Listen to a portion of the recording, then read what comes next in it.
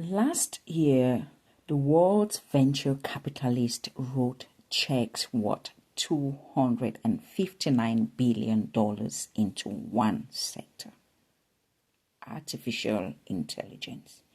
That is not a big number. That is a gravitational number. It is 61% of every venture dollar deployed on planet Earth in a single year, double what AI attracted just 2 years earlier. And here is the line that should stop every policymaker, every pension trustee, every founder from Lagos to Nairobi to Rockville, Maryland to New York. Roughly 3 out of every 4 of those dollars landed in one country, the United States. Now ask the question nobody in Silicon Valley is asking. When 259 billion walks into one room, which rooms did it walk out of? Today I'm going to show you the answer. It turns through Lagos, Cape Town, through pension funds in Accra and development banks in Cairo, and it ends with the single most underrated economic strategy of this decade. When global capital leaves the room, you build your own room. I am Dr. Vivian Atud. I'm an economist, a strategist, a builder, and this is the Clarity Mandate, where we separate the noise from the signal and the signal from the mandate. Let's get into it. So let me put the evidence on the table first. Clearly sourced, so you know exactly where the facts end and where my interpretation begins. That is how we operate on this show. So fact number 1, according to the OECD data published in February of 2026, AI companies attracted $258.7 billion in global venture capital in 2025. 61% of all venture investment worldwide, and that is roughly doubled the level of 2026 investments in AI. And Bloomberg's reporting confirms that about 3/4 of that AI deal value flowed to companies in the United States. Fact number 2, this is not a temporary spike, because Reuters reported that by the third quarter of 2025, AI alone was absorbing 46% of all global venture funding, driven by a mega round into frontier model companies. The largest funds in the world are under direct pressure from their limited partners to show AI exposure. Everyone is asking, where are we exposed to AI? And the fastest way to show AI exposure is to write a very large check to a company headquartered maybe in California. So fact number 3, and this is where the story turns really to another dimension. One, when we want to look at the African continent, equity funding for startups fell roughly 2.1 billion last year, down about 21% according to the African Private Capital Association. And when you look at other tracking methodologies, this number is put at 4.1 billion. But guess what? It tells us the same structural story. Venture debt surged to a record of roughly 1.6 to 1.8 billion, growing between 60 and 90% year on year, and now represent about 41% of all capital that was deployed on the African continent. That means Africa did not lose its investors. Africa lost the assumption that global capital will always show up. So understand what those numbers mean together. When we put all of these numbers together, when the most powerful capital allocators on earth reprice one sector in one country as a trade of the century, everyone else isn't rejected. They are repriced. So look at later stage rounds now getting very hard to close. Foreign leads are becoming selective, and the startup ecosystem built on assumptions of imported equity has to do what? Has to rebuild its capital structure in real time in this AI era. That is exactly what is happening. And it is the most important economic story that no one is covering. And I get so excited when I talk about this. So here is a concept I want you to keep for the rest of this decade. Capital gravity. Capital doesn't just flow, it orbits. It orbits perceived certainty. And right now, the market has decided that certainty lives in American AI, the computer, the talent clusters, the cloud partnerships, the enterprise buyers, all sitting within few hundred miles from each other in the US. Big funds can underwrite that story easily. They can syndicate it easily. Their LPs can explain it to their board easily. An architect, maybe company in Kaduna, somewhere in Africa, solving real food system problems will be harder to underwrite right now. Not because the business is worse, but because the story travels worse. That distinction matters enormously. Markets don't only price fundamentals, they price narratability.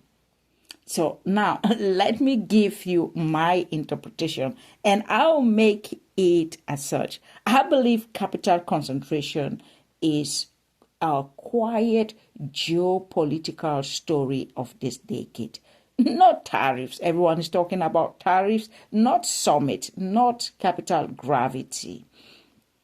Every prior technology wave, think about the railways, think about electrification, think about the internet or the dot-com era, eventually globalized its capital. The AI wave, so far, is doing the opposite. It is reconcentrating capital into one sector in one country at historic speed. If that pattern holds, the developing world faced a decade in which its best companies compete for structurally thinner pool of foreign equity. The countries that thrive won't be the ones that lobby harder for capital to return. They'll be the ones that stop needing it to. History supports this read in my assessment. If we look at South Korea, it built its domestic capital institutions when foreign investors doubted it. When you look at the economy of China, its venture ecosystem matured faster in the years when Western capital pulled back. Domestic capital formation is not a consolation prize. It is how economic sovereignty is actually built. Dependency is a business model with a single point of failure. So what does the response look like? Not in theory, in the deal data. So number one, local capital is leading. In Bloomberg's 2026 survey of Africa's startups to watch, local investors now account for roughly 47% of funding commitment, while U.S. investors have fallen to less than a quarter. Read that again. For the continent's most promising companies, domestic capital is now the largest source. I mean, that is an interesting story. So let's look at the second point. New institutions at the table on the African continent. Talk about development finance institutions, talk about African pension funds, talk about local debt providers that are stepping into the space that foreign venture capital vacated. Ghana's pension reform, for example, which permitted limited allocations to private equity and venture capital, is booming, and it's becoming a continental reference point for one radical idea.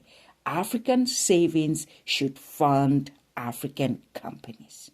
So look at continental coordination at the UN Economic Commission for Africa, the meeting that took place in Tangier last year. The conversation centered on blended finance and coordination amongst African-led financial institutions, risk-sharing structures that crowd private money in rather than waiting for it to arrive.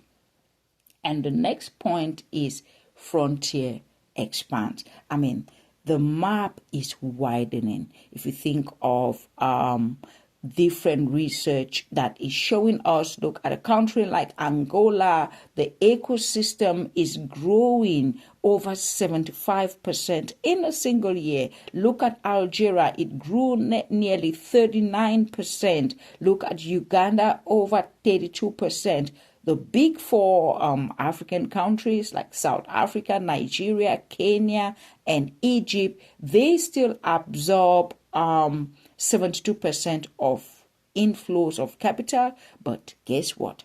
The frontier is gradually waking up. So founders describe the culture shift bluntly. Investors who once funded African growth stories on expansion potential alone are now interrogating unit economics. They are looking at operational discipline. They are looking at resilience. The founders of Telomedan, for example, a healthcare startup located in Chad, describe conversations moving from how fast a model can scale to how resilient it is. So here is my intelligent read of all what is happening. The discipline is a gift wearing the costume of a crisis. The 2021 playbook: raise foreign money, burn it on growth, raise more, build fragile companies priced in someone else's currency and someone else's patient. These companies being built right now on revenue, on debt discipline, and domestic capital will be structurally, guess what, harder to kill when global capital eventually rotates back towards emerging markets, because that is how economy is. It's in circles. Capital will move, capital will flow back, because it's generally going to revert. In the long term, it will find an ecosystem that owns its own rails and negotiates from strength. And I think that would be quite a powerful story. So let me give you the framework, because I always believe that it's important to not leave you with commentary. This show doesn't leave no one with commentary. We leave you with the architecture, and I call it the capital sovereignty stack. It has 3 layers. It applies whether you are a finance minister, a founder, a pension trustee, or a family anywhere in the US or anywhere else, deciding what to do with the next $100. Layer number 1, diagnose the gravity. Map where your capital actually comes from and what assumptions it rests on. If your growth model depends on a capital source you don't influence, foreign venture capital, a single employer, a single client, guess what? you don't have a strategy, you have exposure. Layer number 2, build domestic rails.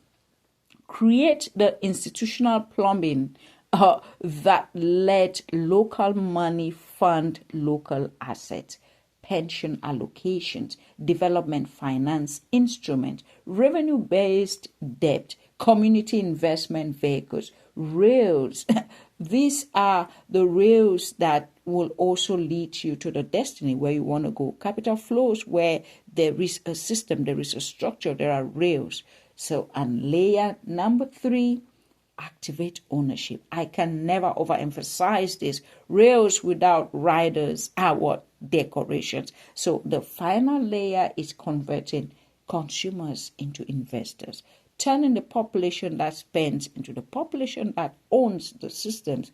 That is where the micro story lands in really on your doorsteps. So regular listeners know I talk about Ownership Friday, our framework for converting consumption into equity through disciplined matched investment. What Africa is doing at continental scale is Ownership Friday at civilizational scale, in my estimation, when the external check doesn't come.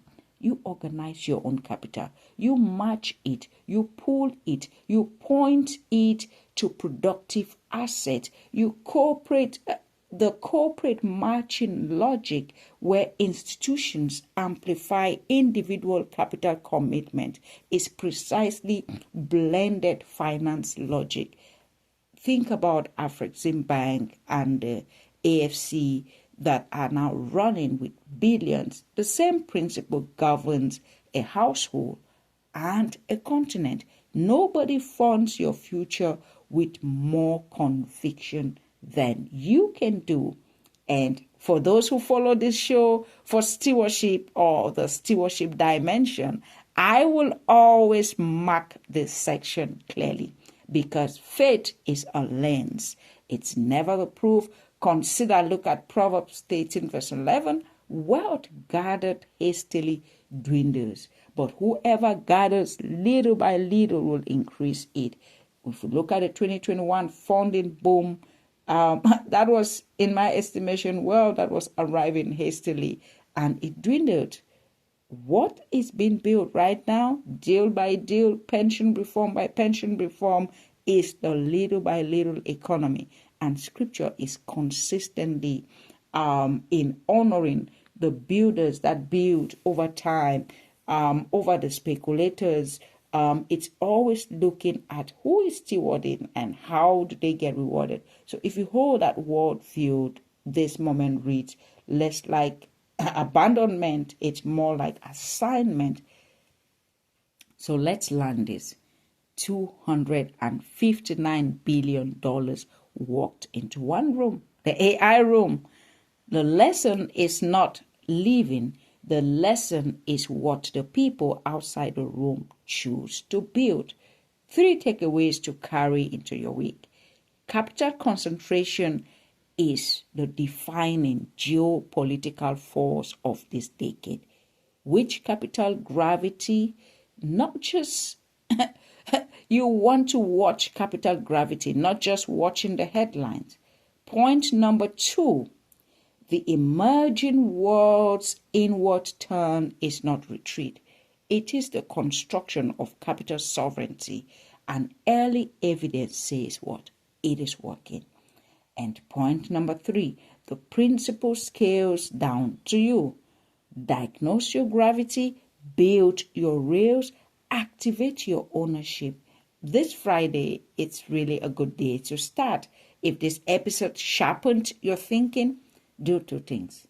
Follow the Clarity Mandate podcast on Apple Podcasts, on Spotify, or anywhere else that you listen to podcasts.